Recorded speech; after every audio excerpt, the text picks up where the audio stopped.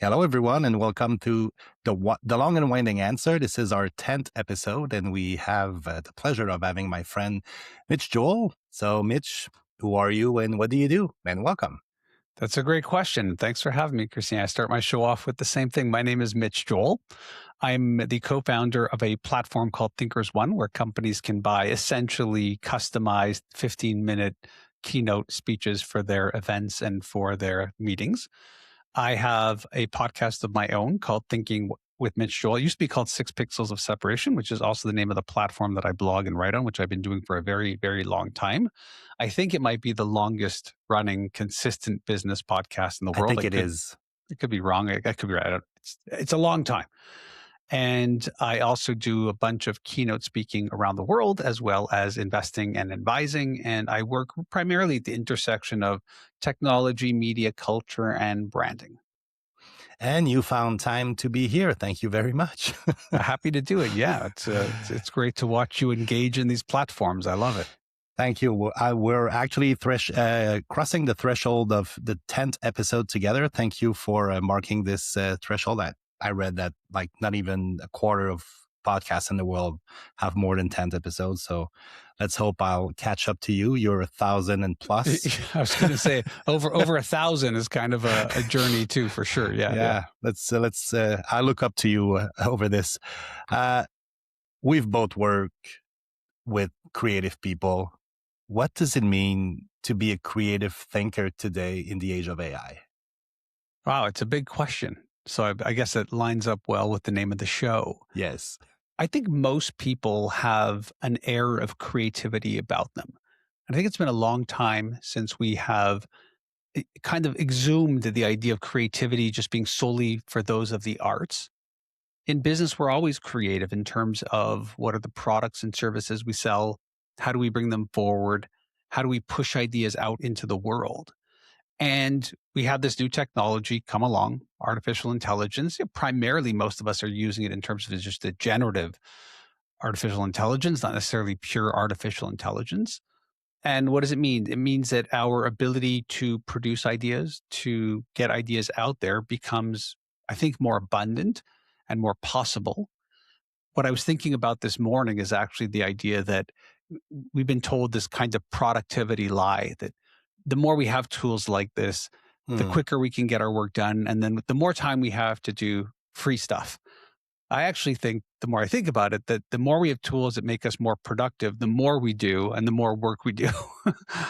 I don't think that's a unique thought. I've heard others talk about it. And so if you are in the space of working with creatives, what I think it does is it shrinkens the gap between what is the idea and how do I get it out into the world? How do I, as Seth Godin might say, ship it?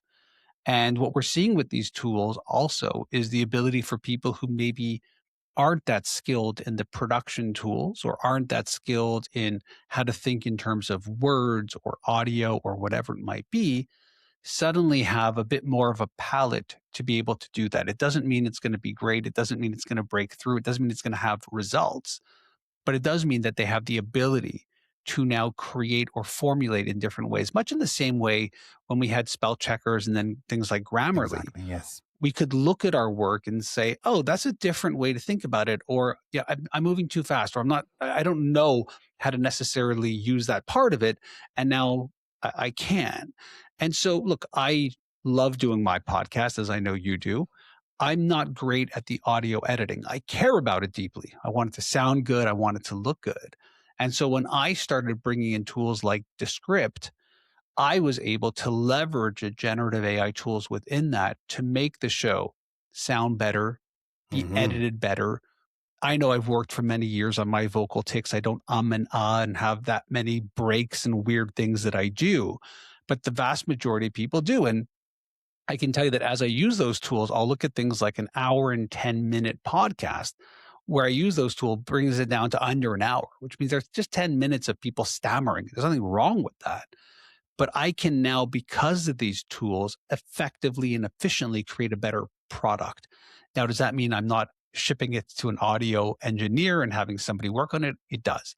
Does it mean that it is better or equal to that audio engineer? It doesn't. But it's better than the way I used to do it. and it allows me to ship in a more effective and powerful way. And it works for me. Yeah, and speed should not be the only metric. I think it's a very Western world, maybe North American way of thinking, like fast is good. I was speaking with a friend from Asian descent, and he mentioned that the the speed that we want stuff out is like incredible to him. Is creative thinking takes time, and uh, you just mentioned the efficiency of AI tools, which enables you to be like faster, but also better. Yeah, So efficient isn't faster. Efficient just means better. It doesn't necessarily mean faster at all. I mean, it gets me to where I need to go faster, but I don't think that I mean, you're speaking my love language. mm, I'm a big fan. One of the anchors in my current keynote on disruption is the idea that speed is boring. yeah, You and I are of similar age. You and I have both been connected to the computer revolution from when it went from mainframes and massive storerooms to our desks. That was right there at the beginning of floppy disks and 286 hard, CPUs yeah, and things like that. 286, yes. I mean, I had the Atari 800, so maybe even before that. And I can tell you that I can't remember, and I was fairly young then. I was still, a kid. I always thought everything is always moving faster, always, Hmm. prior to even getting into the workforce. When I got into the workforce, it was like another revolution is coming. We switched from modem based communications to the internet to web based browsers and things like that. And even now, I find a lot of my peers who work in the business of thought leadership are all about telling people they're not going fast. They have to go faster. The world's moving faster. Right now, if you look at any of the rhetoric around artificial intelligence, which is the technological transformation we're confronted with in this moment, it's all about speed and scale.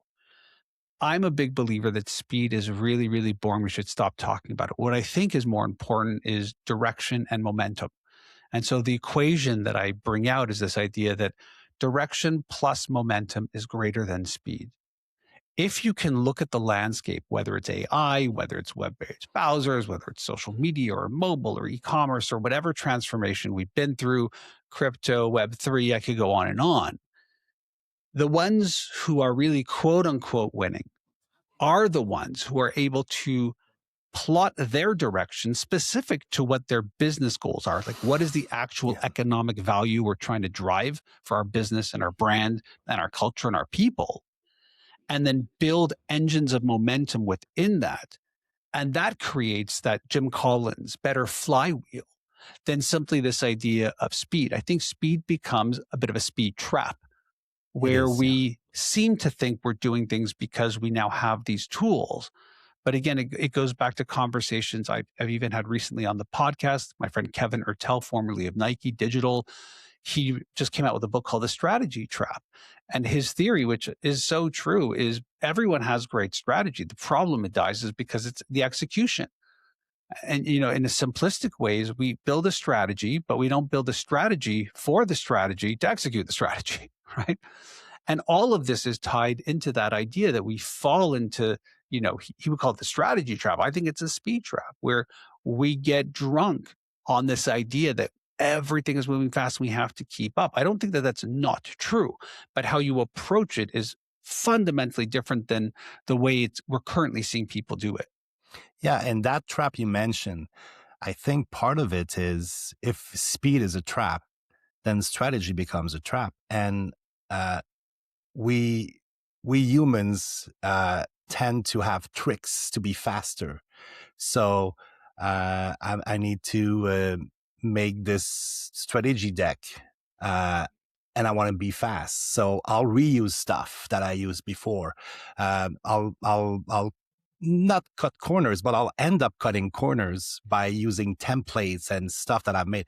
Agencies do that all the time, and the big consultant firms also. You read something from them, and it seems rehearsed or refreshed from something else. Oh, I mean, I'm okay with that. I think that Yeah, that's, I mean, I think fundamentally, yes. I think that's really important to use pedigree, experience, skill, knowledge, previous opportunities to push idea forward. I mean, look, in the business of public speaking, I can tell you that all too often the ones who have failed are the ones who are like, every time I get up on stage, it's an original keynote where I think about the business and the industry, and I come to them with a listen. At the end of the day, the analogy I would say, I know you appreciate music, is you want to see a band whose hits you love play those hits. You Of don't course. want to see them jamming on something for the first time. It will eventually get great. And you might in the moment have some magic. I'm making no qualms or bones against improv or people who are just skilled at that. That is one area. But to see somebody leverage their years of experience and work and be able to create that in your world, I think is much more dynamic than it always having to be purely original. So, in that instance, I think it's true. What I think the iteration that we've seen through generative AI in particular with a lot of these businesses is they're just basically recording a conversation that they'll have with a potential client. They are leveraging the transcript of that. They have Mm, already built in Gamma or other tools some type of template where they could extract the conversation by asking the questions that are specific to them, filling out that actual template that they know through experience. There's nothing wrong with that, but literally having a unique strategy deck done with, I would say, very little new push because they have the history. They've leveraged the generative AI tools to build the things, and they basically know the 10 to 15 questions they need to ask their potential client to then create something that looks entirely unique to them. And again, I think that that is a skill and it's an interesting aspect of where we're going. And I don't even dismiss that. I think that that's actually better than the way, we had to do it. The way we had to do it was we're going to give you the 4 or 5 original slides, but the rest is padded on the front and back with the exactly. templated stuff. So I kind of like the fact that we're seeing these tools be used in that way. I mean, look, candidly, I use this all the time to create more specific abstracts for clients. So I can take my generic keynote abstract and I can look at what they're asking and what their needs are. And I can leverage my experience, my body of work, my thinking to create something quote unquote truly original for them. But what I mean by that is it's original in the sense of it probably wasn't written or created like that before. It Yeah. speaks to them in their language. We know that like in a B2B world, customers and clients are not the same language you use. Certain industries Hmm. have different acronyms and vernacular. Plus the pedigree of 20 plus years of getting up on stage and having abstracts and speaking to all of these different clients at the same time, not lying. My issue here is that it's leveraging my experience to create an abstract or a keynote or presentation or something related to my advisory work that is not only germane to them, but doesn't feign me as a fake. That I'm just going to Yeah. make this up and study this before I go because it's leveraging actually the work I've done to create some type of collision, some type of consistency. So I actually see these tools as being incredibly powerful to get us out of the dogma of what was we're just going to make it look like it's for you, but it's not really for you. Or Hmm. the worst, which is I'm going to pretend like I know your industry when you're actually the expert. So I kind of like what I'm seeing if done well. I mean, this is the caveat to everything. All of this Yeah. is interesting when it's done well. Exactly. I think we're both technology positive people. Oh, yeah. Uh, and you mentioned our age. I think we're like not even 6 months apart in terms of age. We have the Uh, same parents. We should tell people, do the big reveal here that yes, we're exactly. actually brothers from another mother. Yeah. Yes, exactly. Um, what I think I heard you ask this question before, so I'm going to ask it to you. What kind of world do you want? I've been really down in terms of what's happened to the world. So let me start there and then maybe we can traipse back. And if I wander too far, you can drag me back. In the early 2000s, being the techno positive person that I am, I just couldn't believe how unbelievable the Hmm. technology was. You have to understand that I came from a world of journalism where before the internet, print was a very closed market. And being from Montreal and being very young in my mid teens and wanting to write for magazines wasn't easy. And while I had a great break to elevate that and expand the career, I spent a lot of times writing actual letters and sending them by actual mail to all of these publications, telling them about all the rock stars I had interviewed and how I could write articles for them. And I would sit and wait for months if I heard back from them with a rejection letter that was pretty much a form. Mm. Then the internet comes along, and more specifically, publishing, the early versions of Blogger and Yahoo, in terms of even customizing a homepage and seeing that there was this music site called All Star that would update the website once or twice a day. And imagine now in a real time world of news, how nothing that is. But back then, that was, I would wait 4 or 5 weeks for a new issue of a magazine to hear anything in the news that was already old by the time it made it to the newsstand. Mhm. And I see all these tools and I realize I love to write and I don't need anybody's permission to now publish. So you can have an idea and broadcast it to quote unquote the world in text. We got images and audio and video came a little bit later, but essentially for free. I mean, a free distribution and broadcasting channel. And so I got extremely bullish on this because as I was integrating both the work I had done as a writer and then early days of starting my digital marketing agency with my 3 business partners, I realized that, we don't need the industry trade publications or anybody else to share our thinking. We can do that. And because I also had a pedigree in search engines where I'd worked at a meta search engine before Google even existed, understanding at the time how I could quote unquote game the system in terms of SEO and things like that, we leveraged this platform to build a personality, Mitch Joel, and this platform, 6 Pixels of Separation, to broadcast and put out our thinking into the world, which was very pro-digital and positive. But at the same time, I realized we're going to see 1,000 flowers blossom. All the great thinkers now don't need to get into the Harvard Business Review or into the marketing trade publications.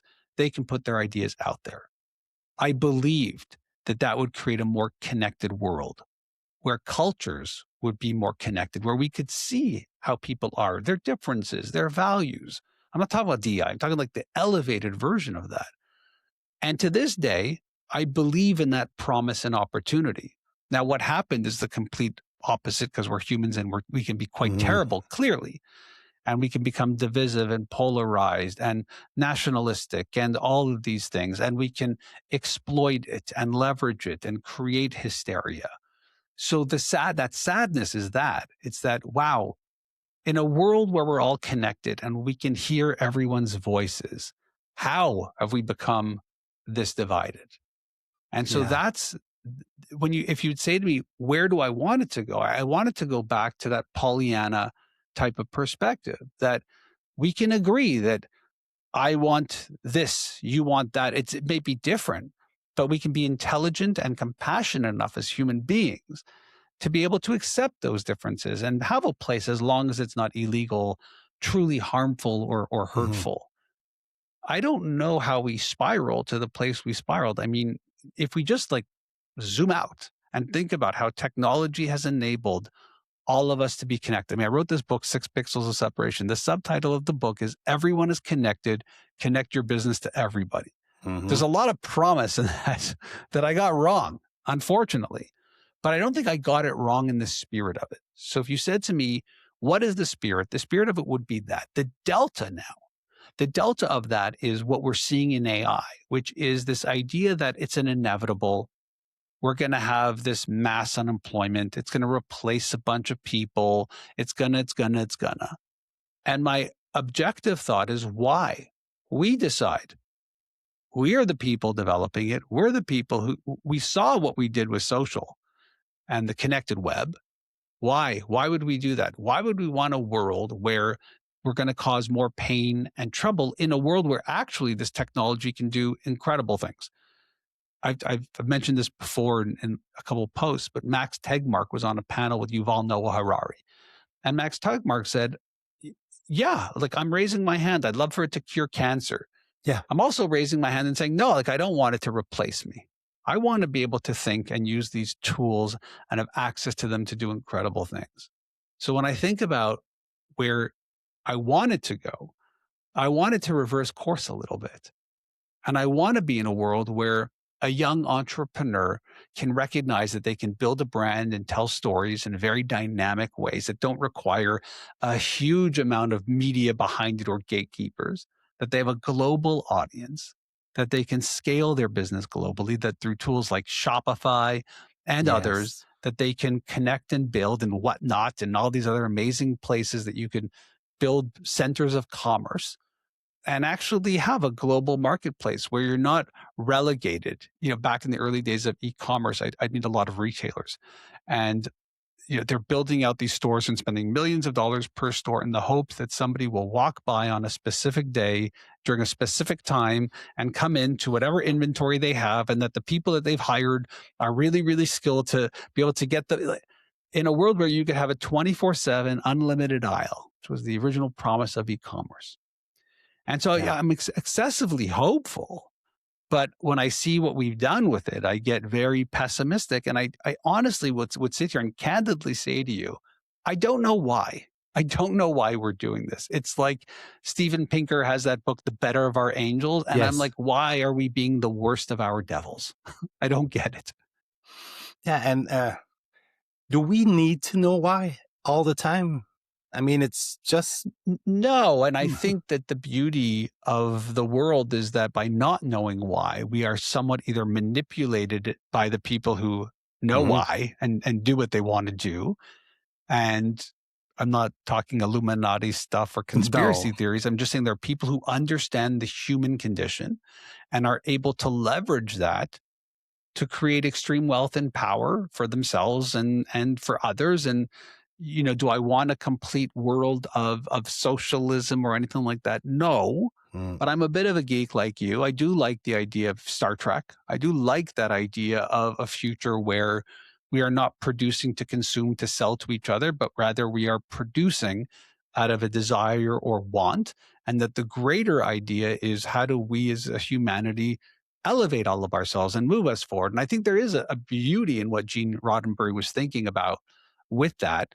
And when you look at that, you don't feel like, well, it's kind of communism or socialism or anything negative. You look at it and think, what a world where you're allowing people to actually explore, some of them Yeah. strange new worlds and others to be a sommelier.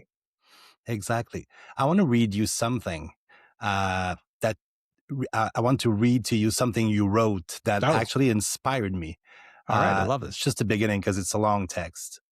Don't just sit at your desk. Get out into the world. There are no blank pages staring back at you out in the wild.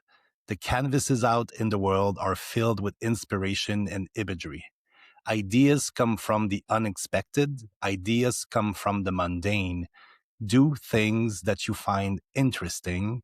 Do things that you find unexpected. Do things that you find mundane. Wandering is the path. I think wandering is fantastic. When did I We, write that? I don't even. I think during the What pandemic. Okay. Yeah. I mean, this is like an interesting thing too. It's like, when did you say those things, Mitch? We write a lot, so The curse of writing a lot. Yeah. I mean, I've been fascinated. I've had him on the show, and I had him come up to the Canadian Marketing Association to speak. This guy, Rob Walker, who has The Art of Noticing, excellent Substack and great book. And this is obviously, I guess I would be after that, but always something in my brain. And I worked for a long time in retail. And one of the places I worked, you would know the store, but others might not. It's called Multimags. It was really a magazine store. yeah. And I mean, again, this is pre-internet for sure. And what I realized is, of course, there are the sections I would go to, the technology magazines and the music magazines and sometimes the business magazines. But it was a weird job where, yeah, every month you basically go to the shelves, you take that month's magazine that didn't sell off, you rip off the cover, you send the cover back to the distributor, and the magazine just sits there, which you would inevitably just put into the recycling. So it's not Yeah. really old news; it's just the new issue time, and they were free. We could take them. There was no problem. They were just like, hey, if you don't have to throw those in the recycling, you can take them. And we're even just working in the stores closing.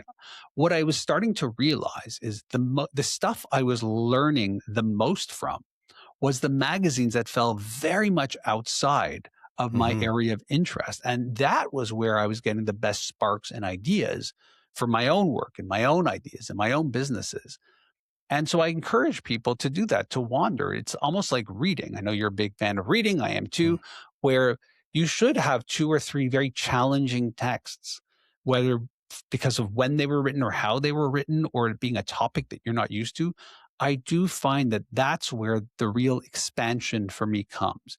Yes, I wake up and I watch Bloomberg News on the treadmill. Yes, I subscribe to all of the same tech places you do.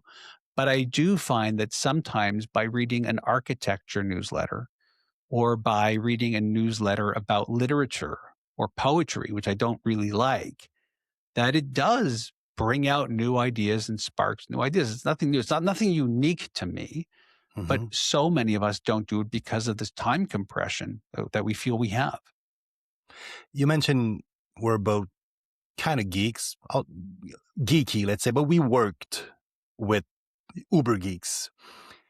What does it mean if we're going that way to have, let me rephrase that.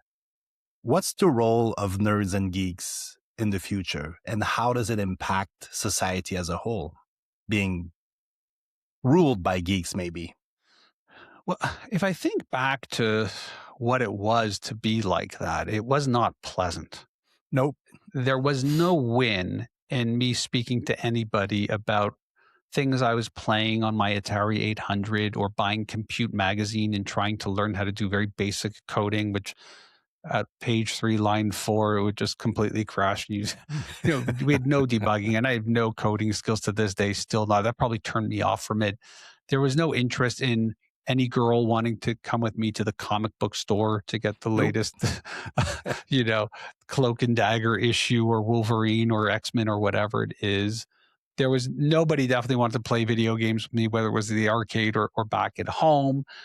Nobody thought desktop publishing applications back then were cool. They probably still don't now. I could go through it on and on and on. But something did change in culture. And while I don't follow all of the Marvel and DC universe in terms of the content, there's just so much of it. It's hard for me not to marvel, pardon the pun, at the fact that there's a She-Hulk Yeah. series, that X-Men is a popular franchise. Like, this blows me away. If you would fly back in time and tell young Mitch Joel, young Sheldon that was going on, I'd be like, what are you talking about? So culturally, what's happened that I think is super interesting is that it has become very mainstream. And so I don't think it's those people now control the world and they dominate us. I No. actually think that the culture has shifted so significantly that we understand where that type of thinking comes from, and it has been popularized to the point where it's actually mass media. So I find it equally unique in that Mark Zuckerberg is sitting ringside at UFC. Like, to me, that's like the biggest cultural signal we could have. Yeah. When could you ever imagine the collisions of those types of cultures together, and both of them being extremely popularized, not polarized at all? And so I don't look at it in terms of there's like some weird bifurcation between the nerds and the rest of society. What I actually think has happened is through the normalization of it in a very positive way, the people who are excessively technical have understood what the world, quote unquote, looks like and are able to better explain it to us and help us in terms of partnering. Where again, as before, you'd kind of keep those people blocked or let them do what they do, and they were somewhat antisocial. Now they're exceptionally socialized. Not all of them. And again, I think that Mm. a lot of that has come out through TED. My good friend Susan Cain, who wrote the book Quiet about introverts. This idea that we have all of these people that are just socially not as extroverted. And I include myself in all this. I will say, Susan always says, "You're not an introvert, you're socially awkward," which I think is a funny joke, um, and probably true. But again, what we've done is we have a greater understanding of different types. Again, I don't want to use the word neurodivergent because then that becomes something else. We think about it in terms of Clinical. medicalized or clinical or assessments and all these things. But what an awakening to be in a place where a leader can say that person isn't awkward, wrong, a geek, or different. They just come at the world in a different way. They don't need the same types of stimulations I do. That doesn't make them less valuable. In fact, it could be a superpower. So I think that's Yes. what we're seeing is a lot of the things we thought were negatives are actually superpowers, and we've integrated them better and more effectively into culture. That's very interesting. I do believe that some, let's say, let's be clinical for a minute. ADHD, autism. You mentioned neurodivergence, which there's a danger because it could have become fashionable to say, "Oh, I have ADHD," It or will. "I have a yeah." Oh We're yeah, not I dare telling. you. Like it's Yeah, fashionable to tell everybody about your anxiety. I think yeah. it's going to be equally I mean, I don't even think it's unfashionable. A lot of people just talk about, didn't take my meds, took my meds. Like they're very overt with it. Typically, again, I think from our generation in particular, it would have been something hidden. Like you don't talk about that, especially in an interview or at a job. Mm, But now we see the difference. I jokingly had this jokingly, it's not true. I had a conversation with one of the heads of school, and we were talking about things like accommodations and how it's going in terms of the physicality of the school. And they said, "Oh, everybody has some type of accommodation these days, not in a negative way, just in a realistic way." mm. And as we were talking about it, I thought, what happens post secondarily? What happens to those people? Oh, actually, they get accommodations at the post secondary level. I said, "But what about work?" Oh, that's where it's interesting. What they start doing is they start self-selecting.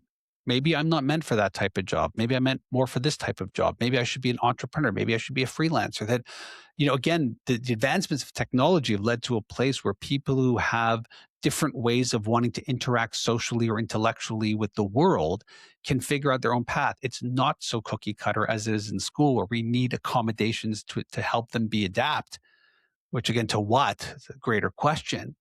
But amazing how what inevitably happens is they realize, where am I best going to be suited professionally? I only Yeah. wish we just did that at school. Like we should have no accommodations, right? It should be adaptive to how people live and learn. Unfortunately, the system, it's amazing how the work environment adapted, but the education one didn't. Do you think the education system shifted a little bit too much towards the intellect, and maybe that's part of the fact that nerds and geeks are in fashion today, because we forgot about the trades. I remember there were trade schools, so if you didn't like school, you could go become a welder, a plumber, an electrician. And now we actually live in a time where there's a lack of those trades in our society. Yeah, I mean, the lack, but there's a definite need, and we're seeing a huge push towards that. I would argue. My Mm-hmm.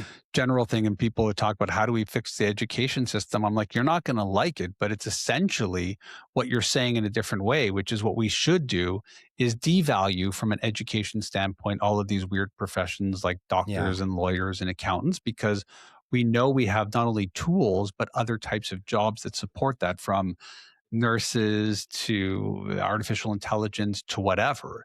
And I'm not saying it's less important, devalue it in that sense. I'm meaning we have it on this pedestal where it takes X amount of years to do it and all this type of stuff. Maybe we need to just bring that down a little bit and also elevate up all of those trades that we're talking about. Trades are really interesting to me because Mm. it's not, oh, you plumber, an electrician, or no, like walk into a square box, whether that's a home, whether that's a retail world, whether that's a commercial, industrial, and you as an individual have to figure out the HVAC, the security, how it's all going to flow, how air is going to flow through that, how electricity is going to flow through it, how much electricity it needs. And then, by the way, you have to automate it all together, Yeah. because now we live in a world where it's funny. Last year, I did a keynote for an organization that is essentially providers to these family businesses. Some of them are plumbers, some of them are electricians, some of them are home alarms. And what these businesses, second, third, fourth generation, are realizing is they can't just do that business anymore. They have to be fully integrated, in particular with technology. I mean, everyone just wants it on their phone. I should be able to control the air, the lighting, the sound, the audio, everything, my tech, my servers. These are really complicated jobs. This Yeah. is not like I'm going to unclog a toilet. And and even that, by the way, I don't know how to do. Like I'm the first, the Yeah. joke in my family is I'm so bad at this stuff that I'm always like, something will happen. Like we had a bit of a flood situation in our garage. And I was saying to my wife, I don't even know who to call. Is that a plumber? I don't even know the name of the trade to call. That's how bad I am. Yeah. And so if we can think about that as a thing, like, so one is, I'm not saying that we make electricians have this perception in the world of being these gods amongst men and women, whatever. It's not that. It's about this idea that every type of work is excessively complex. These are skills that we need. These are skills that we actually compensate very significantly Yeah. for. Hmm. So isn't that similar to why you would pay a lawyer, doctor, or an accountant? It seems like it is to me. That seems like a high level of skill and experience of somebody that you don't want to screw it up. I mean, I don't think if you're building an industrial complex, you want to have to go back and rip out the walls and the gyprock to deal with stuff because it was done poorly before. That sounds like it's going to be pretty costly. And Yeah. so I actually think we should kill trades. I think we should kill professional. I think we should build education systems around educating people around work that matters to them, and build it from there and figure out at that point, look, some of it's going to take, I mean, you could even make the argument that if you're doing that full level of automation at an industrial level, let's say to build Hmm. a data center, is that as complex as being an accountant or lawyer? It might be more in terms of actual skills and people and what you Yeah. need. It might be more. I'm not discounting accountants or lawyers. I'm just saying it might be more. And And I so like we your need to idea. reevaluate that. Sorry. I like Go your ahead. idea of elevating the trades that seem now less important, but they're as important at any other stuff. Like you need a lawyer, but if your lawyer messes up, another lawyer can help you out. Well, If your plumber messes up, I you're in was a going to flood say, now. not only that, let's go to a whole other level. We're talking about the elevated professions and ones we don't appreciate at that level. Mhm. What about the entire middle? We have a world of people who are clickety clack on a spreadsheet all day with projections and other things that mean absolutely nothing, that you actually need very little education to do, in particular now because of these generative AI tools.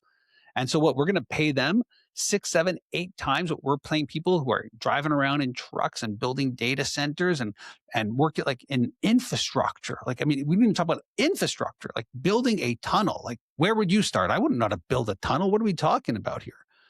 And so I just think that that's where we have the delusions. I'm not saying if you're not master at what you do and you are excellent at numbers or business, there's a whole middle here that is pretty frothy with people Mhm. that are doing, like what's the joke? We're complaining about how bad things are, and the vast majority of us can do our work on a laptop from a Starbucks.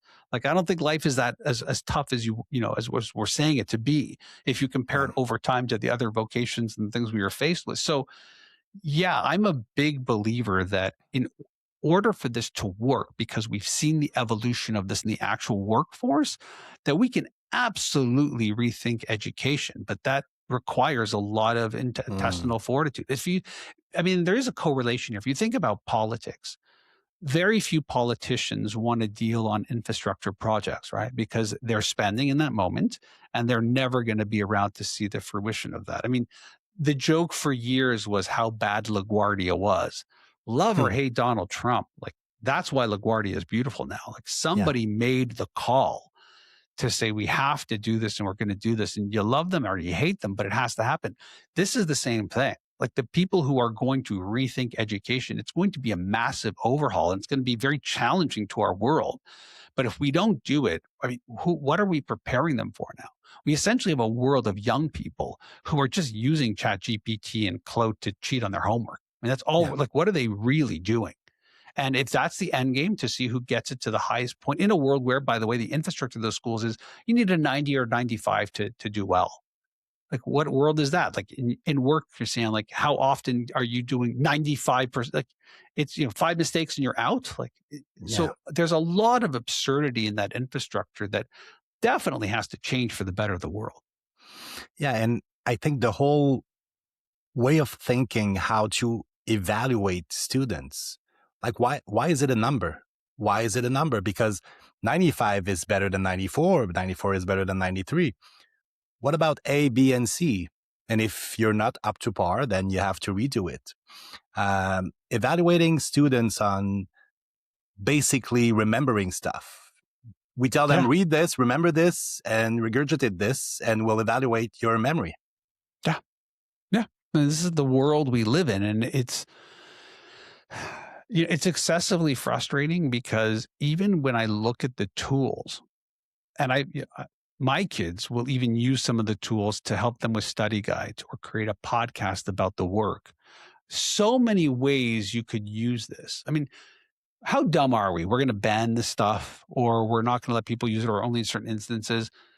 It is very easy to use the technology as an engine of recording. Start with it. It'll show me the time you started, show me the conversation you had with it. Yeah. I mean, I don't know about you, like that's a pretty good way to assess whether someone really understands the material or how they're learning or where they're falling shy. And by the way, like we're saying this in a world where the vast majority of the teachers are using it to build the curriculum, build out their study plan, create testing. Like I'm like, Yeah.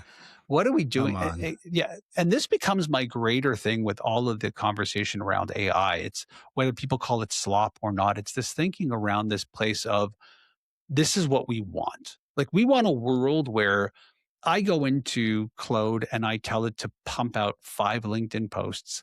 And not only does it pump them out, it knows my voice, it knows my style.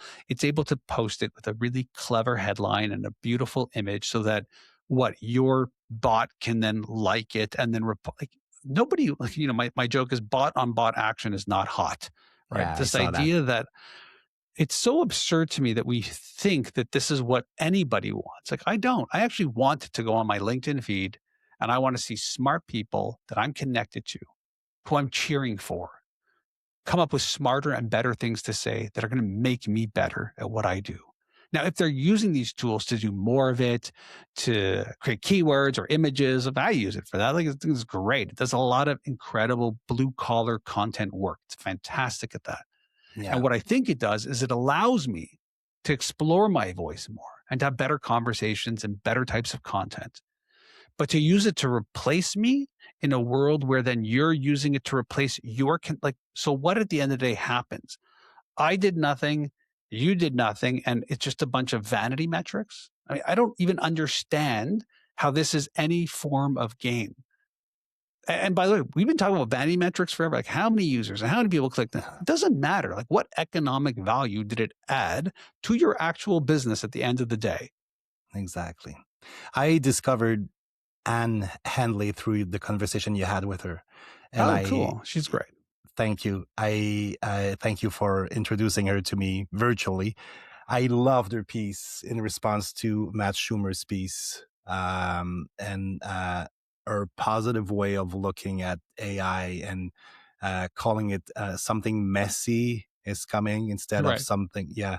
Uh, I actually disliked a lot of things in Matt Schumer's piece because it was so negative and catastrophist, if I can say this.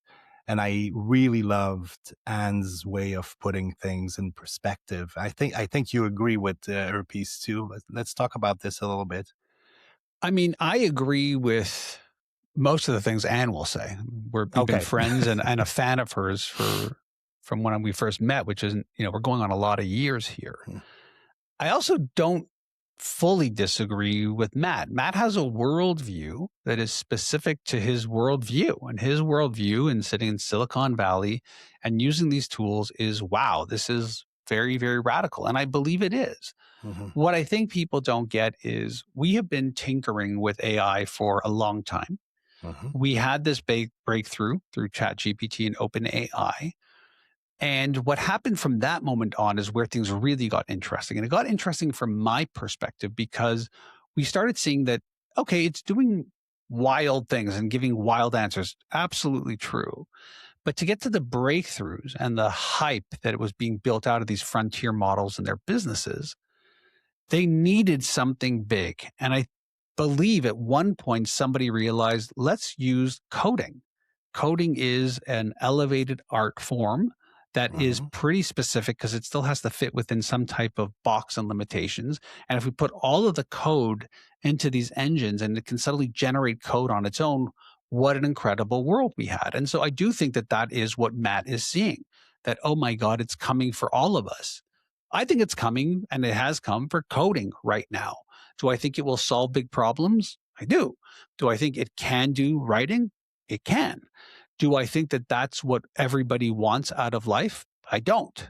And so that's where I tend to drift more to where Anne was at in the sense of we might have a world, we already do, where some of this content is excessively compelling, better than something a human could do. And I've had the experience. I've seen some of these AI generated videos and audios, and Mhm. I'm compelled by them. I like them. I think they're great. And it's very, very engaging for me. And I have no issue with it. I also like when somebody I respect creates something new. Do I care how they did it? I actually don't anymore. I've been No. writing about this idea of vibe content, where it's almost like the sausage factory. How does the sausage taste is what I care about. Is Yeah. it yummy? So did Mitch use it to create a title, maybe write some of it, maybe create a form, maybe write all of it? At the end of the day, if it lands with me, I don't really care. I never watched movies and thought, if only there was less, special effects, if only there was less animation. It's like I can watch an animated movie and be completely moved by it. I don't care Of that it, course. it's not quote unquote real. Oh, but a human created it. Well, a human created it using different types of technology. And so the technology is evolving. And so the place where I might bifurcate back to what Matt was saying and away from Anne, again, I vacillate, is that I actually don't care so long as it really moves me, Yeah. amuses me, pushes me. So if it's making somebody who is somewhat not great at creating content become great to the point where I'm following and I'm interested in, I'm fine with that. I wouldn't feel any less interested. We've all read incredible books written by somebody that were fundamentally ghostwritten by somebody else. And you're not like, well, now I feel cheated. It was a good story. It moved you. It's fine. Yeah. So I go back and forth on all this. Do I think it's going to create a massive shift? I do. I'll tell you where my thinking is now because I've been playing with these tools, as I know you have as well. And what I've realized is, like even vibe coding, even working with cowork, it's not the work I really want to do. Like that's No. not where I want to spend my time. And it's not because I want to hire somebody else to do it. And it's not because I don't want to set up the agent to do it. I'm okay with all of that, but it's not the work I want to do. Meaning I don't want to spend my days building chats, agents, and bots. It's just not where I want to spend my energy. And I'm going to guess the vast majority of people don't want to either in terms of the work they want to do. And I think for the people who do, I think for the people who have smaller businesses or they're solo entrepreneurs and they can do all this, it's great. It's great for me. I use it for all that stuff. I love it. But I can't imagine somebody being in a massive organization that's extremely successful that is now being forced to lay off all these people because we're going to bring in AI agents. And suddenly they become the person that is actually building the agent, telling the agent what it needs. I mean, how? Like, I can't tell you how many times I've sat in front of these tools and said, oh, it's pretty amazing that it did that. And then I stop and realize I didn't give it a plan. I No. don't know how to debug this. I don't know once it's done if I'm putting like there's so many questions as someone who built a digital marketing agency and worked with all these types of technological people that I'm not dismissing it and saying, oh, I can just vibe code it now and it's great. It can, but I don't actually know.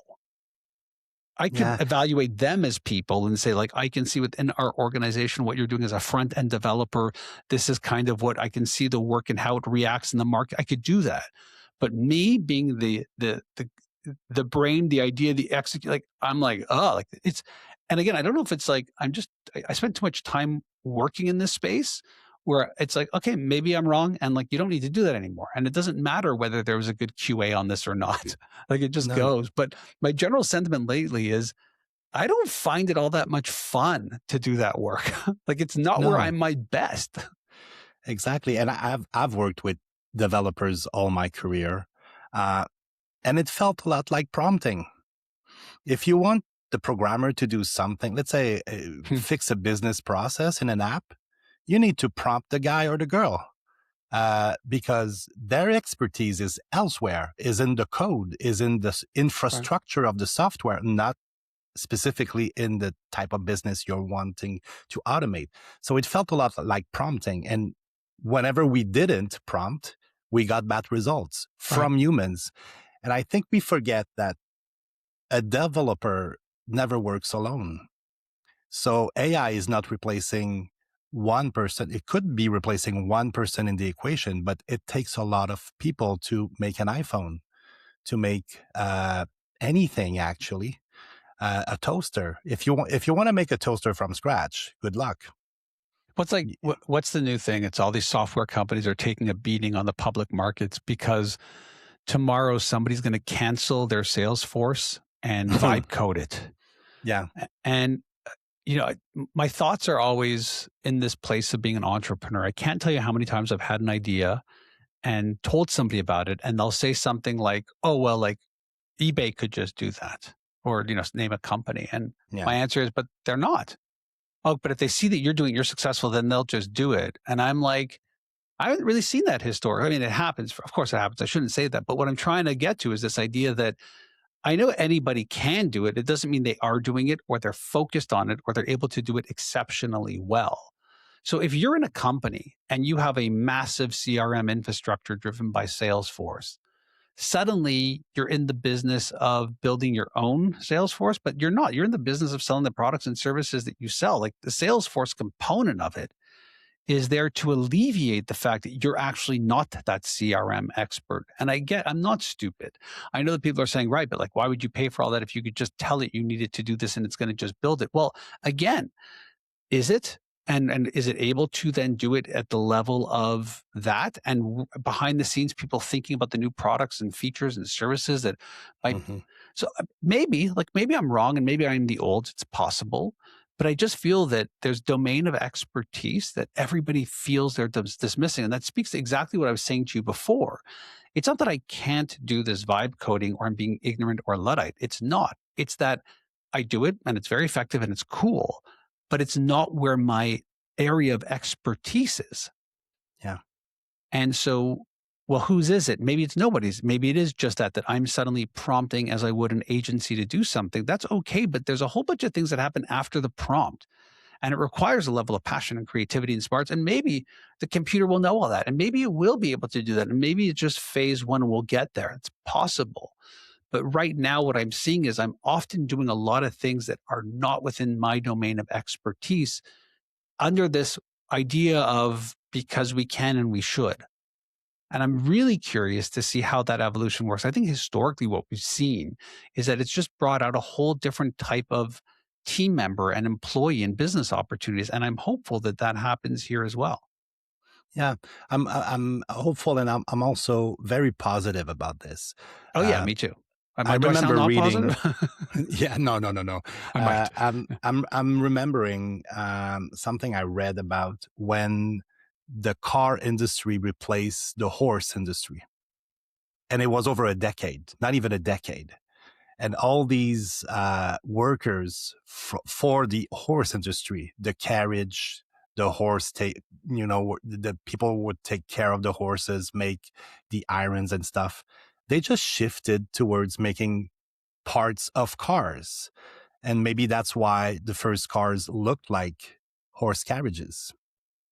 They were made by the same people. There's something about that. I remember like the reason streets are the way they are is because it's the size of two horses still. Yeah. We're having that conversation now with robotics. It's like, we're building robots. Like, why do they have to look like humans? And the answer is because we built a world around this type of physicality. Exactly. Yeah. And so, yeah, you're right. The head might be able to do a 360 or, legs walking either way in a different way. But in order to get that maneuverability, they're going to have to look a little bit like us because they're going to have to manage the world that we built for ourselves. Yeah. And every anthropomorphic robots is between 5 and 6 feet tall. Why? Because everything in our world is between 5 and 6 feet tall. Yeah. Yeah. So we're both taller than 6 feet, and sometimes we bump our heads because we're a little bit taller than the norm. Right. Yeah. Or you'll also build more adjustable ones for other types of projects or opportunities where that figure doesn't work in the physical world. But yeah, we live in a physical world right now. Yeah, exactly. Very physical world. I'm going to ask you a question you ask most of your audience. What makes you think differently right now, Mitch? Oh, so much. I mean, one of the things, so you're right. At the end of the podcast, I ask every guest, tell me the one thing that made you think differently. I came up with that question for a couple of reasons. One is I was trying to think of what would make like maybe an interesting little TikTok or Instagram short reel thing. So that was one. Two was because of thinkers, one thing, think different, think one. So I kind of had to play on words there. But more importantly, societally, I was in a place where I still am a little bit, where a lot of people just double down on their ideas. It's like I have a thought, especially in politics. I'm going to put that thought into the world. And if it's not agreed with, I'm just going to double down. And actually, what I've learned is the smartest people I know are the ones who are exposed to new information and iterate on that. And so I was trying to create a question where people would reflect, hopefully something more new, on that idea of what have I been exposed to lately that really sent me in a bit of a 180 direction. So that was the spirit of it. But I work in this present future and I get to play with these tools and see these tools. I get to spend my time reading, flying around the world, speaking at events to very different audiences and industries. A day doesn't go by where I'm not exposed to something that makes me go, oh, like, had not thought about it. And it can be something mundane. It could be real estate. It could be a news item. It could be anything. And I'm like, oh, like I did not know that. And here I go down another rabbit hole. Lately, it's been, lately the thing that's been making me think differently is, and I'll keep it in the realm of what we do. I find it really interesting in these Magnificent Seven, the Mag 7 companies, that they're all essentially doing the same thing now. That's very weird. They're building data centers, large language models, and then products around AI. Yeah. We didn't grow up in that. We grew up in a world where it was the FANG, Facebook, Apple, Netflix, Google. All of those have completely different products. I mean, what Facebook does is nothing like what Google does. They might have acquired a little thing here or there that looks similar, but at the end of the day, totally different. And it's amazing that everybody, Claude, Anthropic, OpenAI, Google, Gemini, like they're all competing for the exact same product and service. Yeah. Like that is blowing me away. And so like I think about when we were kids, it was the whole VHS beta. Yes. But this feels like VHS. It's really weird. Like, I mean, you use Claude, you use, I'm sure you use OpenAI. Okay, there's some, but it's the same product. It's a chatbot. Yeah. The work stuff, the coding stuff, the image stuff. I mean, okay, get better results from it, but it's VHS against VHS. It's not even a different standard or model. So one, that's fascinating to me.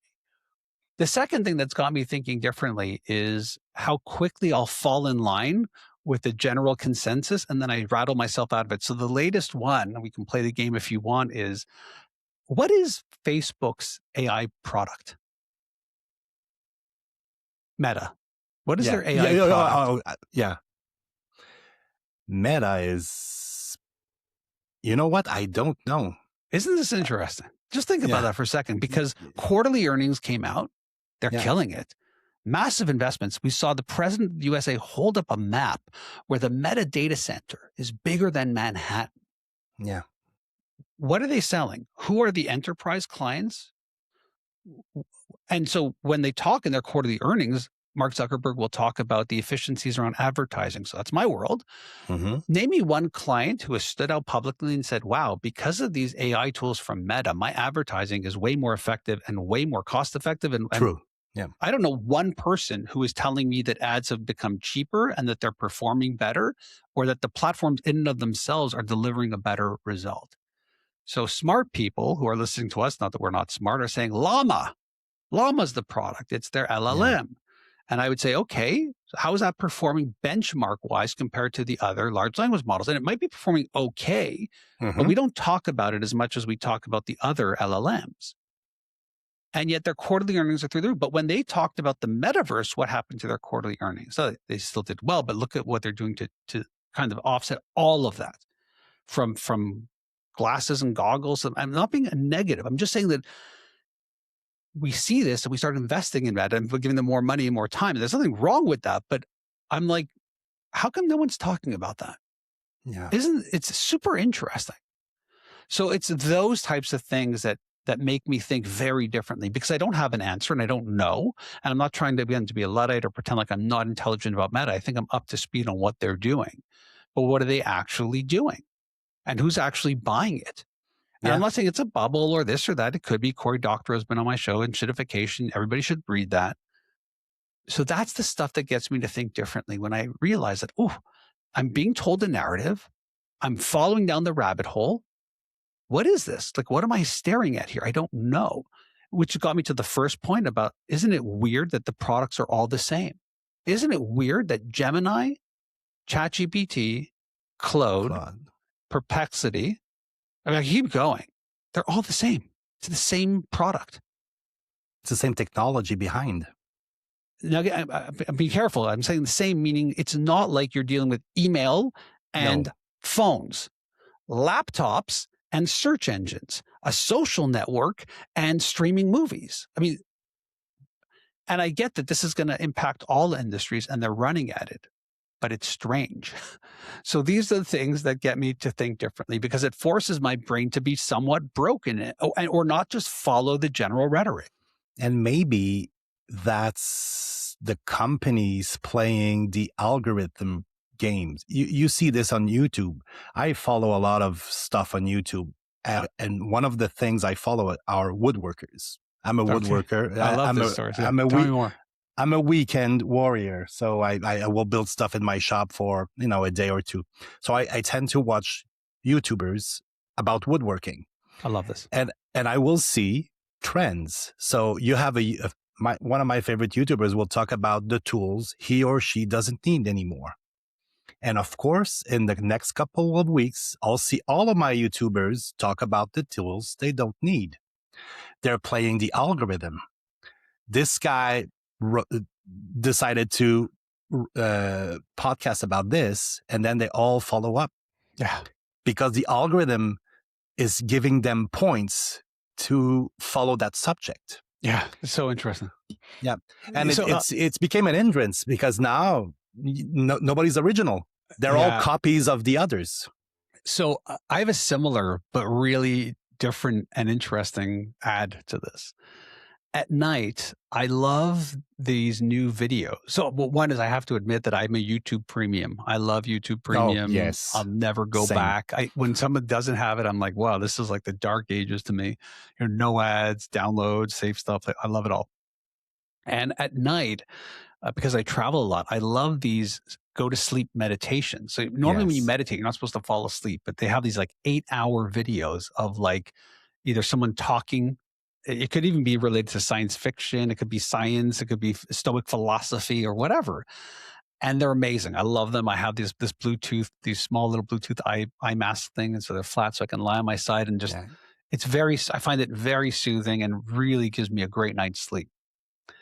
You know how screwed up my algorithm is because I'm listening to that 8 hours a day at night. Like my algorithm is the worst.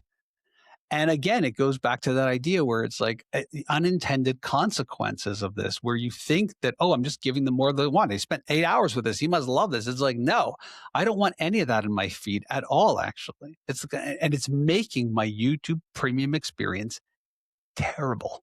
Absolutely terrible. And the stuff that I want to get to, it's like I almost can't find it anymore because my algorithm is so clogged. Yes. And when I do find something I like, it starts doing the same thing again. So now it's like I have 2 or 3 topics that are my algorithm and it's terrible. There is so little discovery there. It's brutal. Mm-hmm. So again, like we thought, oh, the algorithm is going to be great. It's like, yeah, I'm not so sure anymore. And it's funny too, like we only have 2 algorithms. The first algorithm we had was terrible because it was the social graph. It was, oh, you and I are connected. And because we're connected, it means that I want to see things you want to see. It's like, no, not true at all. Mm-hmm. TikTok did a great job with this, with the interest graph. It was, oh, like we're going to quickly figure out what you want and feed you more of that. Now that works in short videos, but we've shifted to this interest graph on platforms like YouTube. And now I'm like, it's brutal. And so I do think there's like an opportunity for some entrepreneur out there to actually figure out a different type of algorithm that isn't based on the social graph or interest graph, but based off of something more. And I'm sure with the power of AI that we have right now, it probably isn't that difficult to develop. But my challenge is most of my feeds are pretty terrible because of the algorithm on either side of it. Yeah, and I think the opportunity lies into replacing YouTube's first page, which is the algorithm talking to you. I tried it. I tried to program something with Claude AI to replace my YouTube's page. Now what? YouTube forbids Claude AI from scraping the data. Yeah, of course So they do. they're Yeah, protecting their yeah. own algorithm with uh things like, so I can circumvent this by doing it myself instead of the AI robot that is banned from YouTube. But still, it's kind of a self-fulfilling prophecy. The algorithm is the Yeah. algorithm is the algorithm. Now, what's crazy about this is I don't know when we're publishing this conversation, but just the other day it was announced that YouTube is the largest media company in the world. What do you make of that? Yeah, yeah. I think there are 24 hours worth of content uploaded every second. Yeah, that doesn't mean it's good, but just the No, no, fact that no. it's there, that like my YouTube story is crazy, which is I in very early days got invited to speak at YouTube at Google, sorry, Hmm. in Mountain View. And what was unique at the time is I was brought in as the first non-Googler to speak at their sales event. And that again, at the Wow. time, there wasn't that many salespeople at Google like that knew. The venue, when I got there, had to be changed because they had just acquired YouTube like that Oh, week. And YouTube was moving into the building that we were supposed to have this event in. So that's my little, how long have I been at this world? But then I think about that time where I was walking in Mountain View at the Googleplex, talking to Googlers who thought this company's lost its mind paying $1 billion for a video. And now it's the largest media. Like what? I'm trying to think of what might have been a better acquisition than YouTube, than Google buying I YouTube can't. for under a billion. I think it was under $1 billion even at the time. Yeah. It was 800 million or something. So there can't be a better acquisition in terms of time and And at the time, it was something unusual for yeah, a no, search people were like, engine. "This is crazy. Why are we Yeah. doing this?" There was, and Yeah. by the way, at the time, Google had Google Video already. Yes. Yeah, I remember, Yeah, which sucked. Yeah. well, partially why they bought YouTube, but the idea that you already have a platform, and what is at the time YouTube was obviously not what we see now. Just a, I mean, I really it was. It took me, you talk about things that make you think differently. It took me a bit aback to think that it's the biggest media company in the world, and on that it fell in the tail of me seeing another news item where I think Walmart does. I think you can fact check this while I do this. I think last year they did $5 or $6 billion in media. Like Wow. Walmart's like this math. We know this, but just the Mhm. number was so overt to me. Like not as an advertiser, as a media company, generated money from media. And you go, wow, what a world we live in where so few people talk about these little things and they're huge things. I remember when I was in the agencies, um, I saw a number. Geico spent $1 billion on YouTube alone. Yeah, well, for sure. I mean, that makes And that was not including the production of the very high quality videos they would put on YouTube. well, But a there was billion yeah, dollars. yeah, there was a meme I saw yesterday where it's like YouTube, I'm paying money not to see ads, and advertisers are paying them to show me ads. It's like, yeah, like Yeah, what an exactly. amazing thing. Yeah. It is amazing. And you mentioned that companies are doing the same thing.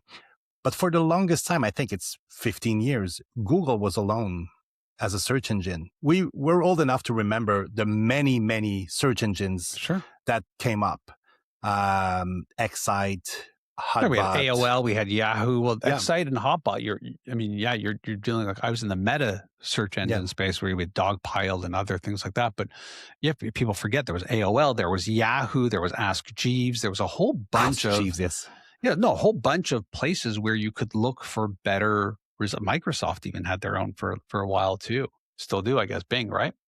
So Yeah. yeah, and again, like this is, I think that when you think about regulations and governments, it becomes really problematic. Where how did they get there? Now, did they get there quote unquote ethically, or did they get there through some type of monopolistic maneuvers? Hmm. Very, very, very challenging because at the end of that, it's also just user behavior. And again, is this like the old Microsoft anti world of you're forcing people to use your stuff, or it's the default, or it's not. Apple had these conversations with their search as well. I mean, this ongoing conversation, but the market is brutal, and the market's been pretty decisive about how it works. Now, again, you could say, well, they were manipulated to believe that. Fine. I hear you. But yeah, it is interesting that we live in a world where even if you look at this Mag 7, you are essentially talking about unregulated monopolies. Yeah. I have friends who are obviously in the investment space and the tech space. We talk about that all the time. It's like those are the favorite investments. Let's go for the unregulated monopolies. And by the way, I think that's just going to scale now. My theory is on, I don't know if you saw, I talk about power in three ways. I saw this. Yes. Yeah. Yes. So, I think there's like the lowest rung of power now, believe it or not, I think is economics. So every P has an E to it. So power one would be economics.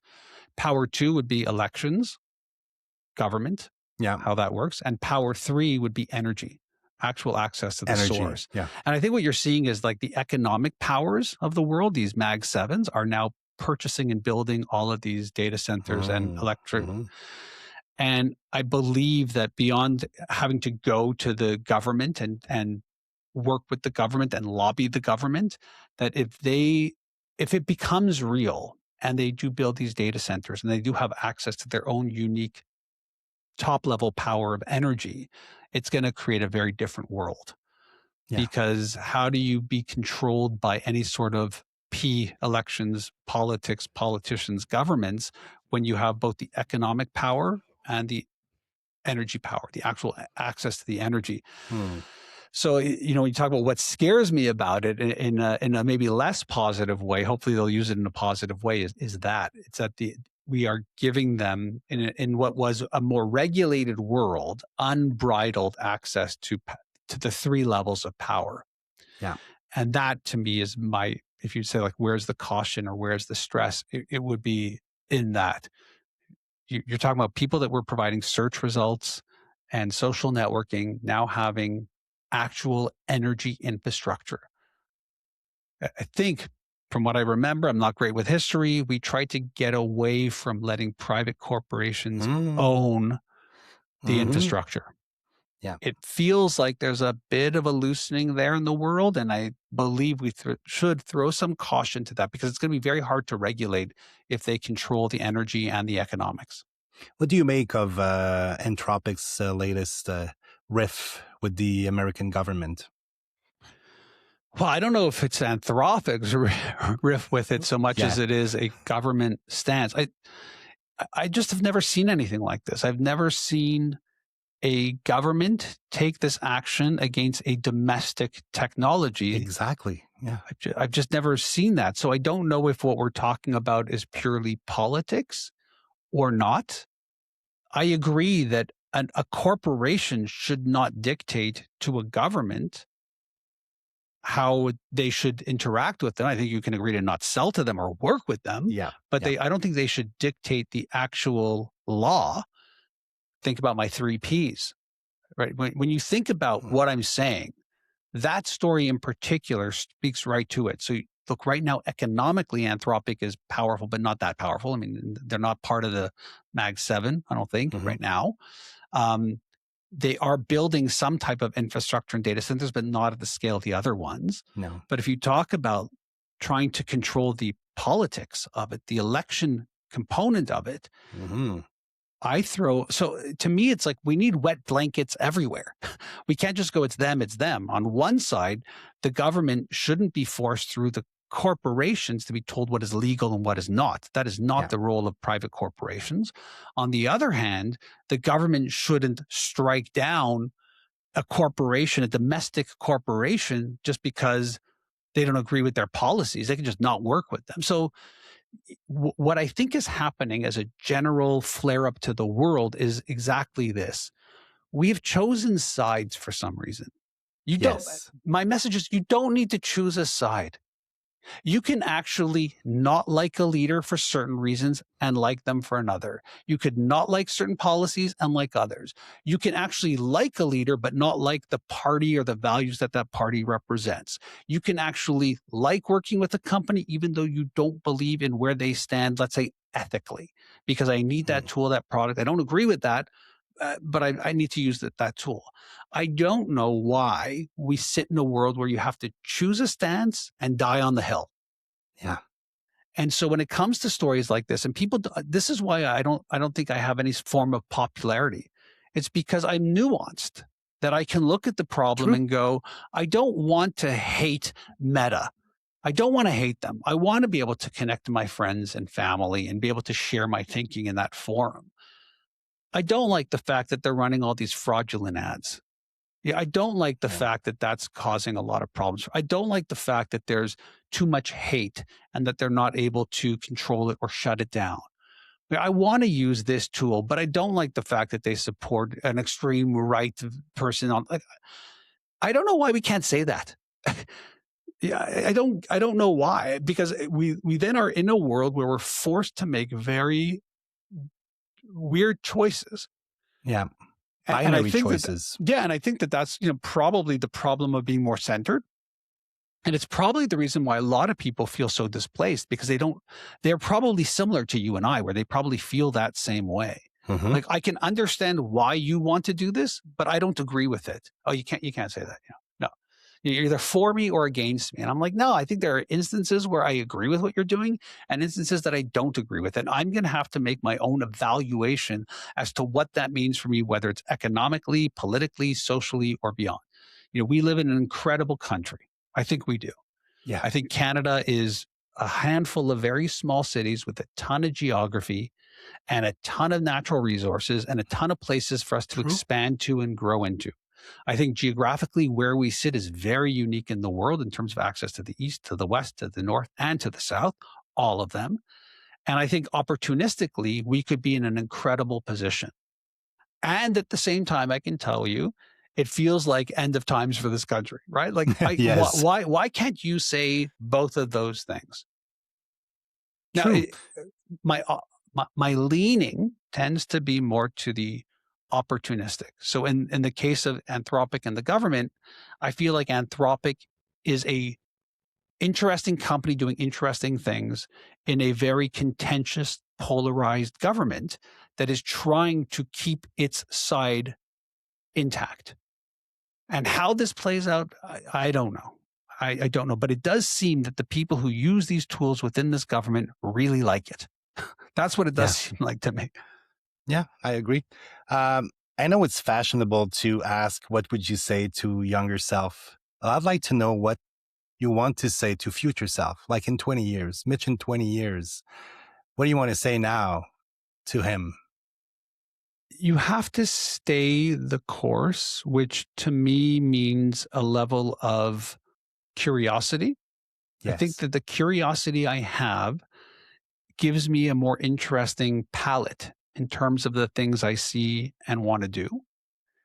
I would tell that person to think about their agency, and that's a very popular word to toss around now, but Mhm. your ability to truly think for yourself, for others, and to bring and surface out these different ideas.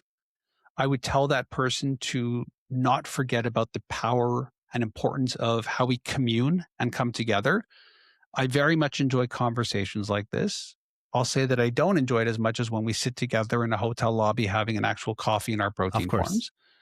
I would say that I like recording and putting content out into the world, not as much as I like after the stage part or before the stage part, meeting people and hearing about their work and what they're doing and seeing a different part of the world and just exploring, even if I've been there before, to feel that. So our need to commune. Don't believe this world that everybody's tearing us apart and sit. We need to commune and be together.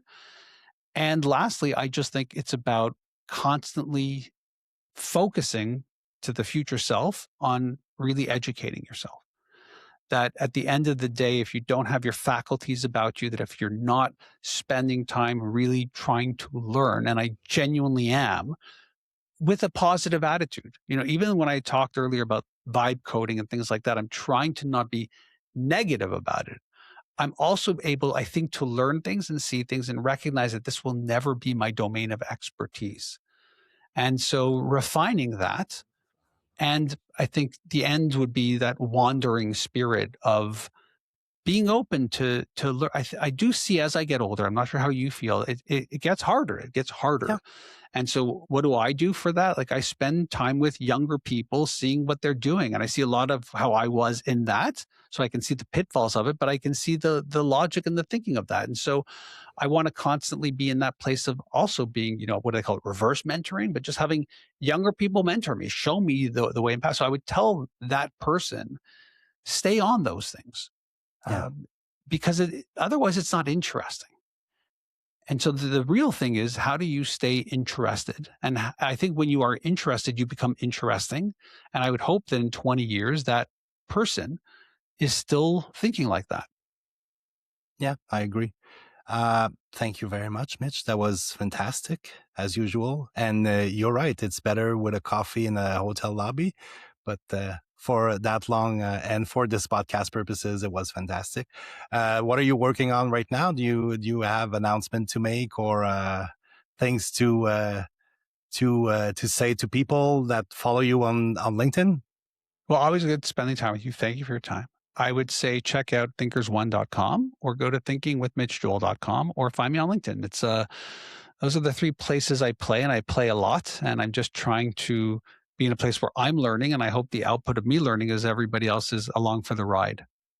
Connect with Mitch, everyone. Thank you very much for your time and generosity, Mitch. Thank you. My pleasure. Thanks for the great conversation.